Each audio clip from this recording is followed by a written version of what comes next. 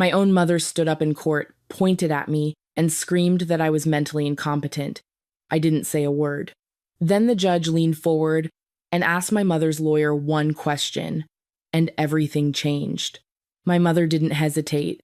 She took a breath, adjusted her expensive silk scarf, and prepared to double down on the lie that had been a decade in the making. I just watched a single, deep scratch on the oak table, counting the seconds. In my world, the first one to scream is usually the one with the most to lose. Sitting here with my coffee, watching the world go by, it's quiet moments like these that make you realize how unpredictable life can be. Before we continue, where are you joining from, and what is your favorite drink right now? Now, let's go back to that freezing courtroom in Atlanta. The air in the Fulton County Probate Court in Atlanta was thick with the scent of old paper, floor wax, and the kind of high-stakes desperation that only money can trigger. It was one of those humid Georgia afternoons where the heat felt heavy, pressing against the windows like an uninvited guest. But inside the courtroom, the temperature was sub-zero. I was 34 years old, and according to Jennifer, the woman who gave birth to me, I was no longer fit to control my own life, my own bank account, or the legacy my grandmother had left behind. Jennifer didn't look like a villain. She looked like a grieving daughter, polished to a high shine in a charcoal blazer that screamed old money and calculated grace. When she shrieked the word incompetent, the sound echoed off the high ceilings, vibrating through the wooden benches where a handful of observers sat. I felt the weight of every pair of eyes in that room shifting toward me. I didn't flinch. I didn't look up to see the pity or the judgment. Instead, I maintained the composure of a high-level risk assessment expert. I looked at the courtroom not as a place of drama, but as a threat landscape that I was currently auditing. In my line of work, we have a saying: the louder the noise, the weaker the signal. Jennifer was generating a massive amount of noise. She spoke about my past with a practiced tremor in her voice, weaving a narrative of instability, emotional outbursts, and a supposed inability to handle the weight of an estate. She was digging up ghosts from 20 years ago, reaching back to when I was 14. That was the year my world stopped spinning, the year my father walked out, and Jennifer replaced him with a series of expensive distractions, and a man named Michael who looked at our family like an investment property. I remember that 14-year-old girl. She was broken, yes. She was drowning in the trauma of a divorce that felt more like a demolition. I remember the school counseling sessions, the quiet corners where I tried to hide my tears, and the records that Jennifer had kept, like ammunition in a safe. She wasn't inventing a story today. She was weaponizing the scars of a child who had committed the crime of needing her mother. She stripped away the context, the 20 years of healing, and the professional success I had built, leaving only the image of a fragile teenager. Judge Sterling sat behind the bench, her expression as unreadable as a closed ledger. She was known for her precision, a woman who had spent decades seeing through the performances of the desperate. She let Jennifer speak for a long time, and I knew why. Silence was my fortress. In the risk assessment industry, the one who speaks the most is the one who reveals the most vulnerabilities. Jennifer thought my silence was a sign of surrender, a white flag hoisted in the face of her superior firepower. She had no idea it was actually a perimeter fence. For years, I had lived in a state of hypervigilance, a survival mechanism born from emotional abuse. When you are raised by someone who treats your emotions like a liability, you learn to process the world through data. You stop reacting, and you start recording. My grandmother, Ruth, was the one who taught me that. She used to say that people lie, but numbers have no agenda. She was the one who took me in when Jennifer decided I was too much work. Ruth didn't give me platitudes. She gave me a ledger. She taught me how to balance a checkbook before I could drive, and more importantly, she taught me how to spot an entry that didn't belong. As Jennifer sat down, smoothing her blazer with the satisfaction of someone who believed she had just delivered a closing argument, her attorney gave a small, arrogant nod. They thought they had trapped me in my own history. They thought the records from a grieving 14-year-old would outweigh the reality of a 34-year-old woman who assessed risk for Fortune 500 companies. Judge Sterling leaned forward, her glasses sliding slightly down her nose. She looked at Jennifer's attorney and asked the question that made the air vanish from the room. "Counselor, do you truly have no idea who you are suing today?" The attorney blinked, his confident posture faltering for a microsecond. "She's an accountant, Your Honor," he replied. "She works locally." A ghost of a smile almost touched my lips, but I kept my face clinical. The judge didn't respond immediately. She turned her gaze to me, then back to my mother, whose face was already beginning to lose its carefully maintained color. The recognition in the judge's eyes was the first crack in Jennifer's wall. She thought this hearing was about taking my grandmother's house and my sanity. She had no idea it was actually an audit of her own soul. And as a professional, I knew exactly what happened to people who failed an audit. The Savannah mansion was a relic of a time when the word family meant something more than a legal battle. It sat at the end of a long, moss-draped driveway, surrounded by ancient oaks that seemed to be whispering the family's secrets to anyone patient enough to listen. From the outside, the estate was a masterpiece of iron-wrought gates and white columns, a symbol of the Cross legacy that Jennifer and Michael were so desperate to claim. But for 2 years, I lived behind those columns, and I knew that the real story wasn't in the architecture. It was in the air that smelled of lavender, cleaner, and the slow, rhythmic ticking of a clock that was running out for my grandmother, Ruth. I wasn't just there to hold her hand as she faded. I was the one auditing the pharmacy bills, managing the nursing schedules, and ensuring the roof didn't collapse under the weight of the humid Georgia air. Jennifer and Michael only appeared when the sun was high, and the photo opportunities were plentiful. They would sweep in, smelling of expensive perfume and cocktails, play the role of the devoted family for an hour, and then disappear back to Atlanta. They looked at that house and saw equity. I looked at that house and saw a woman who had given me everything, when my own mother had treated me like an expired insurance policy. 6 months before she passed, I noticed the first anomaly. I was sitting at her mahogany desk, reviewing the trust account activity, and the numbers didn't align. My pulse didn't race, it slowed down, the way it does when I am identifying a high-level systemic risk at work. I found a series of irregular withdrawals that bypassed the standard operating procedures of the trust. Michael, a man whose only real contribution to the family was a history of bad bets and gambling debts, had found a vulnerability. He had secretly and illegally withdrawn $96,400 from my grandmother's trust account. He didn't do it all at once. He did it in irregular intervals, thinking that rounded numbers would look like home repairs or medical expenses. But I had been tracking fraud for years. I knew that people who steal once rarely stop, and Michael was a man who lived in a state of constant financial oxygen deprivation. He had used that money to pay off the offshore gambling sites and the creditors who were starting to circle his own failed business ventures. Michael had orchestrated a complex web of fraud totaling $1.8 million, but that money was tied up in frozen offshore accounts and failing overseas investments. He was asset-rich on paper, but drowning in immediate debt. He desperately needed $96,400 in liquid cash to stop a private creditor from seizing his cars and office, and he thought my grandmother's trust was an easy, untraceable ATM.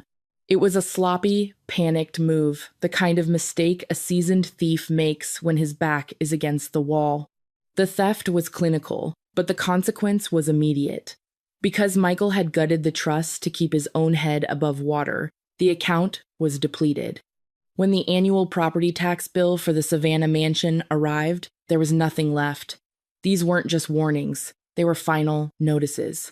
Michael had been siphoning the tax escrow for 3 consecutive years, hiding the mail while the interest compounded. The house wasn't just in debt, it was weeks away from a county tax lien auction. The house that had been in our family for generations was on the verge of foreclosure. I didn't call Jennifer to scream. Instead, I treated my mother and stepfather as a bad debt that I was forced to restructure. I opened my personal savings account and I transferred exactly $96,400 of my own hard-earned money into the estate account to pay the taxes. I saved the house, but I didn't do it for them. Jennifer and Michael thought they were the predators, and I was just the quiet girl paying the bills. They didn't realize that by using my own money to cover their theft, I had officially bought the right to their downfall. Jennifer understood the world of corporate optics with a terrifying precision.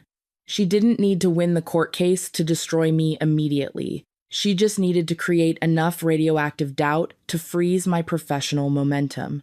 The anonymous letter she sent to the Fortune 500 corporation where I worked merely expressed grave concern for my well-being, citing my supposed mental instability as a systemic threat to the firm. But Jennifer didn't stop at words. She attached a notarized copy of the pending guardianship petition, making it look like I was a legal liability to the firm's multi-billion-dollar accounts. In the high-stakes world of corporate finance, liability is a radioactive word. The conference room at the office was freezing. My supervisor, a woman I had respected for 5 years, wouldn't look me in the eye. She spoke in the hollow language of human resources. I sat there, watching my professional life being dismantled. I wasn't being fired. I was being sidelined. No new contracts, no access to the secure servers, and no expert testimony. 7 years of establishing a fortress of credibility was erased with a single filing of a mother's malicious lie. Liam, my new boyfriend, was the next pillar to crumble. He sat across from me at our kitchen table, his face a mask of misplaced, weary sympathy. But Jennifer had spent weeks poisoning his mind, feeding his own career insecurities with lies about my mental decline and the impending scandal. He didn't just leave because he was scared. He left because Jennifer offered him a way out of a messy relationship he was too weak to handle. "Emily, maybe she has a point about the stress," he whispered, avoiding my gaze. "Taking a psychological evaluation doesn't mean you're crazy. It just proves her wrong." He didn't understand that for people like Jennifer, there is no closing the book. He was gaslighting me under the guise of being the reasonable one, pressuring me to compromise my truth so his own life could be comfortable again. I didn't cry or scream.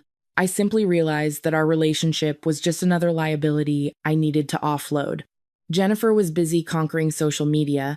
She had mastered the art of the digital weep, posting photos of the Savannah mansion at sunset. Her status updates were long, tear-stained narratives about the tragedy of a daughter lost to madness. She was harvesting pity, turning her greed into a public service announcement for mental health awareness. The comments flooded in prayers for the saintly mother and condemnation for the ungrateful, unstable daughter. Being sidelined by my firm wasn't a punishment. It was an invitation to go hunting. While Jennifer was busy playing the martyr, I was back in my element. Jennifer thought she had won, but she had actually given me the one thing a forensic investigator needs most: time. I didn't waste a second on anger. Instead, I performed a deep tissue audit of every document Jennifer had filed to seize my grandmother's legacy. I started with the power of attorney. It was the master key she had used to unlock my grandmother's trust. On the surface, the document looked pristine, but I looked at the notary's commission number. I recognized the name of the notary from an old regional fraud database.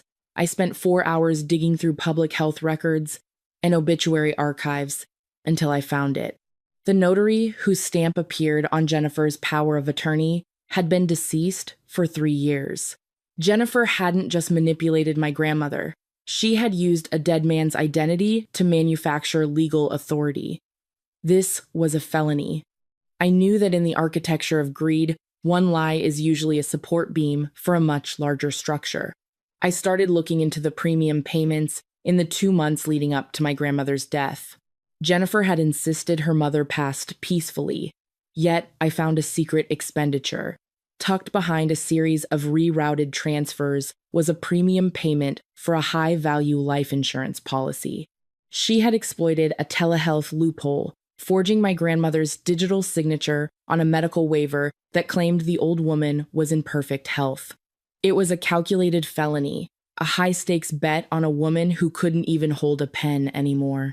Jennifer had secretly taken out a policy on my grandmother just 8 weeks before she died. The payout was staggering. Jennifer had been positioning herself for a blood money windfall. Jennifer and Michael weren't just thieves. They were predators who had been counting down the days of a dying woman's life like it was a ticker tape. I didn't call the police. I simply added the insurance documents and the evidence of the forged notary stamp to a secure folder labeled Dead Man's Switch. They weren't there by chance. I had spent the last 48 hours feeding encrypted spreadsheets to the FBI's Financial Crimes Division, linking Michael's small-time theft to a much larger offshore money laundering scheme. The silence in the courtroom was finally broken by Judge Sterling. She looked directly at Jennifer's attorney. "Counselor," she said, her voice like a sharpening stone. "Before we go any further, I have one question for you. Do you truly have no idea who you are suing today?" Arthur Nolan straightened his silk tie. "She is an accountant, Your Honor," he replied. Judge Sterling didn't blink. "No, counselor," she said evenly. "Emily is a senior strategic consultant for global insurance conglomerates. In fact, this very court has contracted her firm on multiple occasions to audit 7-figure estate fraud cases. She is the person we call when people like your client try to hide their tracks." The air vanished from the room. Jennifer's mouth opened, but no sound came out. The mother who had spent months calling me crazy was now staring at the person who audited predators for a living. I stood up. My movement was clinical. "Your Honor," I said, "while my mother was busy building a theatrical production of my madness, I was busy performing an audit. I have submitted a file to the clerk. I call it the Dead Man's Switch. The documents I had meticulously gathered were projected for everyone to see. Inside this file, you will find the encrypted paper trail for $1,800,000 in systemic fraud and embezzlement orchestrated by Michael across 3 different state lines." I paused. The $96,400 he stole from my grandmother's trust was just the beginning. Then I clicked to the next slide. And here is the secretly filed life insurance policy Jennifer took out on her own mother only 8 weeks before she passed away. Jennifer let out a strangled sound. This wasn't an inheritance dispute. It was a crime scene. And I've already performed the autopsy. The power flip was absolute. Jennifer's face went from pale to gray, her carefully constructed high society lady persona dissolving into the look of a trapped con artist. There was no more noise. No more shrieking about my mental health. There were only the numbers. Judge Sterling didn't even need to use her gavel. She simply looked at the court clerk and then at the 2 federal agents who had been waiting quietly at the back of the room. "Based on the evidence presented," Judge Sterling began, "this court finds the petition for guardianship not only unfounded but malicious. I am dismissing this case with prejudice. The evidence of financial exploitation, forgery, and systematic fraud will be referred immediately to the federal authorities for criminal prosecution. Counselor, your client is no longer the petitioner. She is a person of interest in a multi-state felony investigation. Michael was taken into custody right there in the front row. Jennifer sat frozen. She had spent her life performing the role of a high society lady whose status was built entirely on a foundation of borrowed money and my grandmother's goodness. Now, she was experiencing the reality of what happens when the credit runs out. My mother's power was an illusion, a layer of expensive makeup that had finally been washed away by the cold water of the truth. She had mistaken my silence for a blank check and my endurance for an infinite line of credit. Jennifer was eventually sentenced to 5 years in federal prison for forgery and fraud. Michael received 10 years for his role in the embezzlement and gambling schemes that had crossed state lines. The life insurance policy was voided, and the $1,800,000 Michael had moved through the trust was frozen for restitution. I didn't stay to watch them be taken away. Instead, I returned to Savannah. I sold the mansion and used the $96,000 $400 I had reclaimed, plus the rest of the estate, to establish a legal defense fund for the elderly. I named it the Ruth Cross Foundation, a place dedicated to protecting seniors from the very kind of financial exploitation that had targeted my grandmother. I've come to realize that some people spend their whole lives trying to win through volume. They think that if they scream the loudest or tell the most convincing lie, they can rewrite reality. They are wrong. Justice doesn't need a microphone. It just needs a ledger. If you find yourself in a similar situation, if you are the one standing alone against a family that tries to make you feel invisible, remember this: your silence is not your weakness, it is your perspective. It is the quiet room where you gather your facts, where you check your numbers, and where you wait for the people who think they are winning to make their inevitable mistake. To those of you who have always felt like you were on the edge, the ones who are called different or difficult because you saw things others wanted to hide, stay patient. The truth has its own rhythm. It doesn't need to be defended, it just needs the space to be seen. You are not alone, and you are far more powerful than the noise they make. If this story reminded you that your truth matters more than their volume, hit the like button and subscribe. Share this with one person who needs the strength to stand up today. Your life isn't a performance for them, it's a balance sheet. And you are the only one who gets to sign it.